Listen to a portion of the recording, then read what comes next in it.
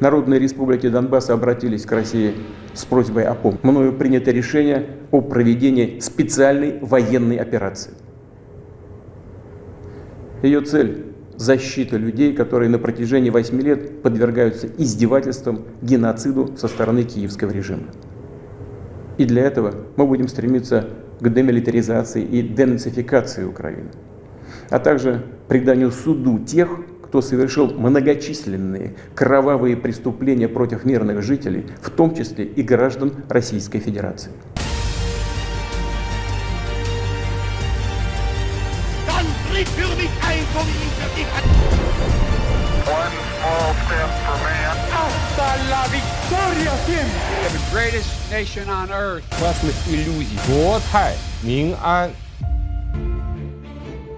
Estas son las palabras del presidente de la República Federal Rusa, Vladimir Putin, cuando anunciaba públicamente el principio de la operación militar especial con la que comenzaba la invasión de Ucrania, que ya había en realidad comenzado en 2014 con la invasión de Crimea, de la península de Crimea, por parte de Rusia. En ese mismo comunicado emitido en vivo por la televisión rusa, Vladimir Putin justificaba su movimiento con argumentos como el de desnazificar el país ucraniano, también el de reaccionar contra la supuesta presión de la OTAN, que tanteaba con la opción de incorporar a Ucrania al grupo, entre otros argumentos. Lo cierto es que, más allá de esta justificación, Vladimir Putin se había ya encargado de allanar el camino desde algunos años atrás. Para dar el paso, un paso importante, recapitulamos, nos trasladamos varios días antes del anuncio oficial que acabamos de ver. El presidente ruso Vladimir Putin lanzó un mensaje institucional en el que incluía varias referencias que unían históricamente los países de Rusia y Ucrania. Frases como estas salieron por su boca. Ucrania nunca había tenido una tradición verdadera como Estado, o la Ucrania moderna fue creada por Rusia. Os pongo otro ejemplo de cómo el régimen ruso intenta justificar su invasión argumentando razones históricas. Nos remontamos a verano del 2021. La web oficial del gobierno ruso publica un artículo firmado por el mismo Vladimir Putin en el que literalmente dice, en este caso titula, sobre la unidad histórica de rusos y ucranianos. Más claro agua. En él se deja bien claro que nuestros lazos humanos, espirituales y civilizacionales han sido formados durante siglos y tienen origen en las mismas fuentes. Para añadir más adelante, porque somos un mismo pueblo. Ya lo veis, Putin lo tenía y lo tiene bastante claro. Pero ¿será verdad? ¿Serán Rusia y Ucrania el mismo pueblo? Vamos a los orígenes.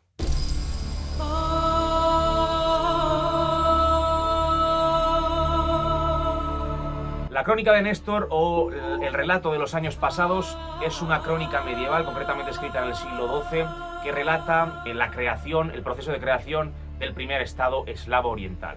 La crónica nos desvelaría, en otras palabras, los posibles lazos históricos entre ucranianos y rusos. Entramos directamente a analizar el manuscrito, cuya copia, por cierto, más antigua, data del siglo XIV, por lo tanto, hay que coger con pinzas estos textos. La crónica cuenta cómo entre las propias tribus eslavas que desde siglos atrás ocupaban entre Europa central y el río Don territorios enormes, luchaban entre sí por el poder. No había ninguna ley entre ellos, sino que una tribu se levantaba contra otra. Surgió la discordia y comenzaron a guerrear entre ellos. Estoy citando literalmente. Continuamos. En este estado de inestabilidad total, el texto cuenta cómo los propios eslavos acuden a otro pueblo extranjero, los rusos varegos, para pedirles que impongan el orden en su territorio.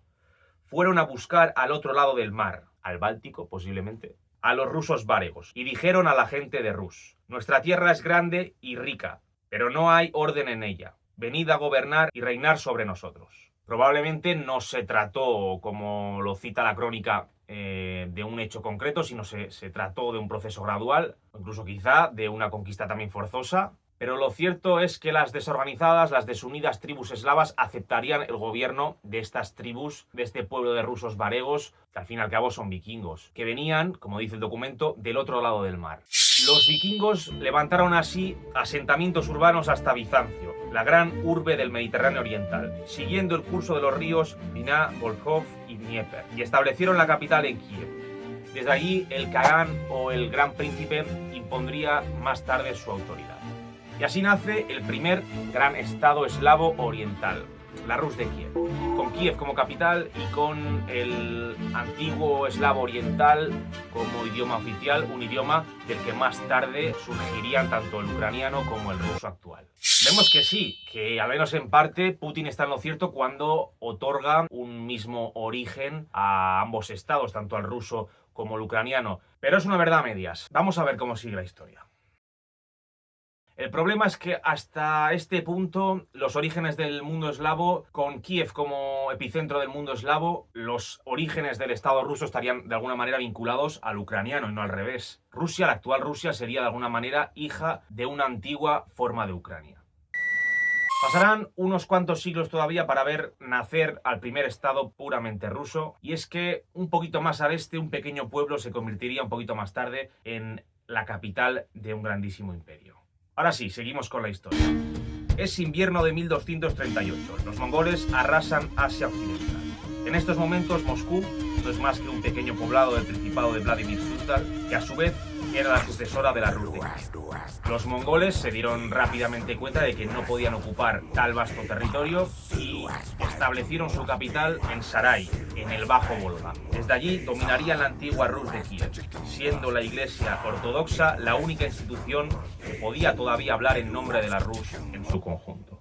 Hasta este momento, las diferencias entre rusos y ucranianos parecen reducirse a matices puramente culturales, idiomáticos, y es que efectivamente hasta entonces quizá podría decirse que eran un solo pueblo. Moscú era en ese momento una más de una infinidad de poblaciones que controlaba el Khan, una ciudad más de las muchas que formaba parte de la antigua Rus, que a principios del siglo XI estaba fragmentada en principados.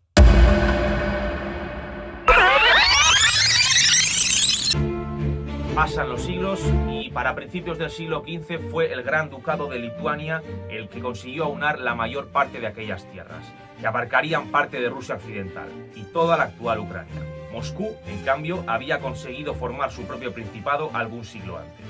Fue concretamente en 1283 cuando Danil Alexandrovich se convirtió en Daniel de Moscú, primer príncipe de la ciudad. Desde ese momento el crecimiento moscovita fue imparable, arañando territorios a las potencias vecinas. En poco más de 100 años el Principado de Moscú controlaba un territorio mayor que cualquiera de los estados europeos. Ya para este momento estamos en el siglo XIV, el norte de la actual Ucrania estaba dominada por la ciudad de Moscú, por el Principado de Moscú, pero la mayor parte del territorio ucraniano seguiría fuera de los dominios moscovitas. Si veis algo raro aquí arriba, ha habido un cambio de peluquería. Seguimos, el norte de la actual Ucrania seguía dominada por Moscú, pero la mayor parte de los territorios ucranianos seguiría fuera de los dominios moscovitas, bajo el nombre, por ejemplo, del Principado de Galicia-Volinia y posteriormente Reino de Rutenia. La identidad rusa parecía despegada de la que sería Ucrania. Moscú, la actual capital rusa, seguía siendo simplemente la capital de un estado vecino para los ucranianos. Avanzamos un par de siglos en el tiempo, estamos ya en el siglo XVI, desde que Iván el Terrible, Iván IV el Terrible, se autoproclamara Char de Rusia, César de Rusia, Iván IV, que era príncipe de Moscú, príncipe del Principado de Moscú, que con el tiempo había adquirido cada vez más poder, había extendido sus dominios, sobre todo hacia el este, y como digo, con la proclamación de Iván como Char, el Principado de Moscú se convierte por primera vez en un imperio. El territorio ucraniano, en cambio, continúa fuera de los dominios de Moscú. Por otro lado, en la actual Ucrania, los cosacos han formado un reino independiente, por completo el territorio cosaco, momento en el cual el Principado de Moscú ha pasado ya a ser Rusia. Catalina II la Grande, como digo, conquista por completo el estado cosaco asentado en la región de Zaporilla, en Ucrania. Ucrania queda dividida en dos en este momento, el lado oeste, que formaba parte de la mancomunidad de Lituania y Polonia, y por otro lado el noreste, ruso. Rusia iniciaría además un fuerte proceso de rusificación de esa parte noroeste de Ucrania que en ese momento ya controlaba. En este momento, claramente, la cultura en general, la identidad ucraniana sufría. Tenemos que dar otro salto en el tiempo. Es 1917, Ucrania se encuentra ahora dividida en dos. Por un lado el Imperio Austriaco y por otro lado el Imperio Ruso del que acabamos de hablar.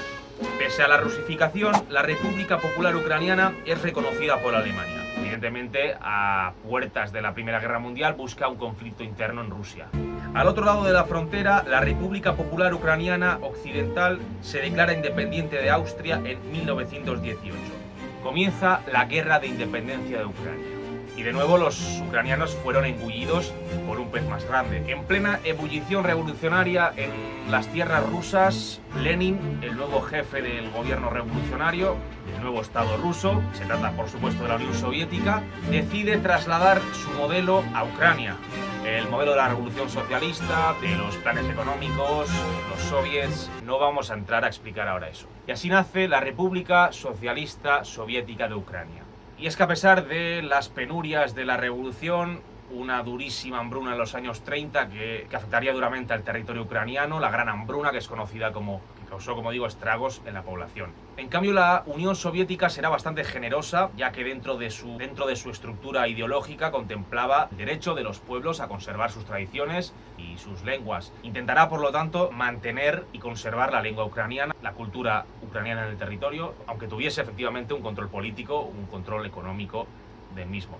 El idioma ucraniano, vetado por el Imperio ruso desde décadas atrás, volverá a ser promovido, volverá a ser enseñado oficialmente. Llegan los años 90, llega 1991, la Unión Soviética cae definitivamente y Ucrania declara su independencia. 23 años después, en 2014, Rusia entra en Ucrania aprovechando una escisión interna, una división social que existe en el seno de la sociedad ucraniana entre prorrusos y proeuropeos. Y el 24 de febrero de 2022, fecha que hemos recordado al principio del vídeo, Putin anuncia el comienzo de una operación militar especial en territorio ucraniano. Él cree, como hemos dicho, que la historia le avala. Viendo la complejidad de la misma, solo nos queda hacer una reflexión. Al igual que un cirujano, cada cual es libre de diseccionarla como quiera, o de amputarla.